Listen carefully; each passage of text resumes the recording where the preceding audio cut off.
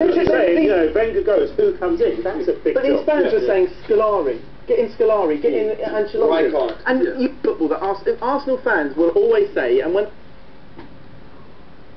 there's no problem, they'd always say, we play the best football, we don't mind, we play the best football. I think Arsenal fans are fed up. They're fed up of not winning, but they still love the style of football they play. I think you bring a really, really good point though, in terms of like, if the phone goes and you're a player, and it's Man United, with all due respect, I know you've got the...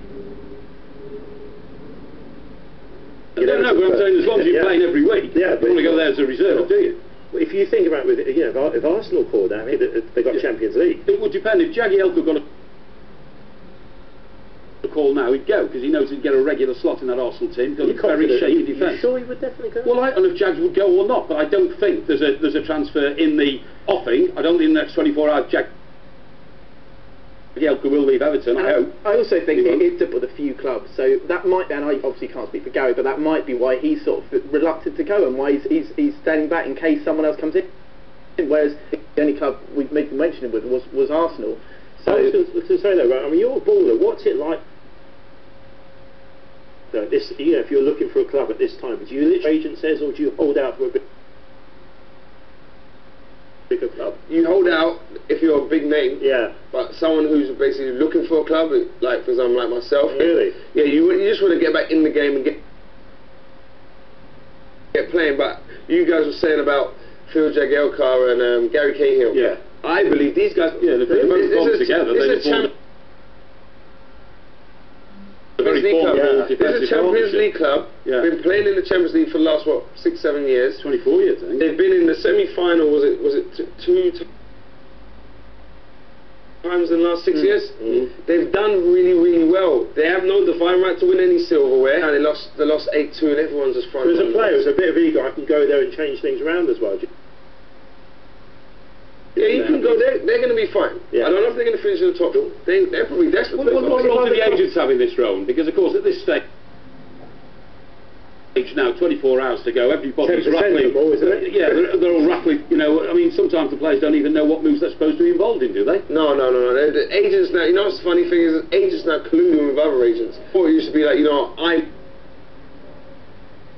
doing the deal. Yeah. Whereas now there's 2-3 agents. But this is something David Dean had a hold on at Arsenal, wasn't it? David Dean was a man there, diplomat, a great football ambassador, and there was a figurehead to go to at Arsenal to say, this is through who we do the deals.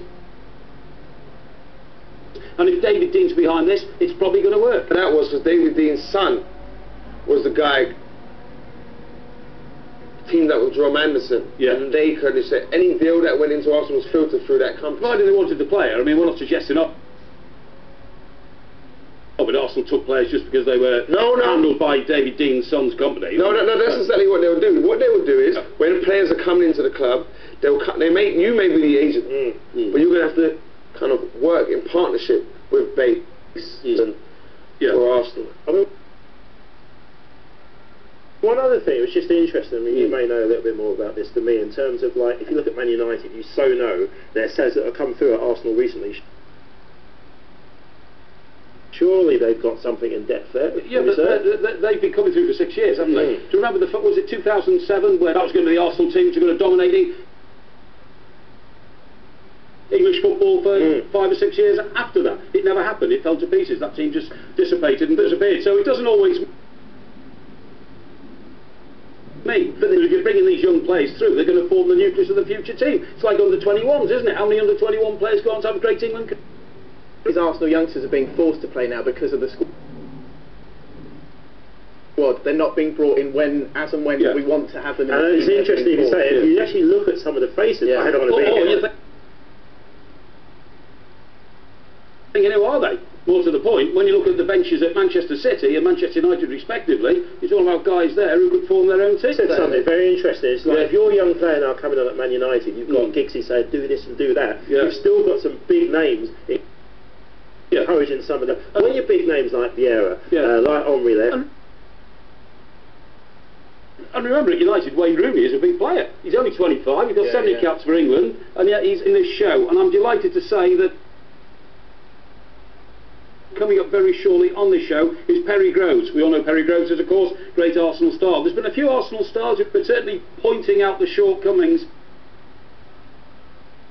of what is happening at Arsenal. We're going to ask Perry Groves to get involved in that debate and come to us. Is it always right, Rowan, for players who've been at the club to suddenly go into print and start giving their own views on the club? Yes or no? No. No, okay. Rowan, on Sports Night Live, right up.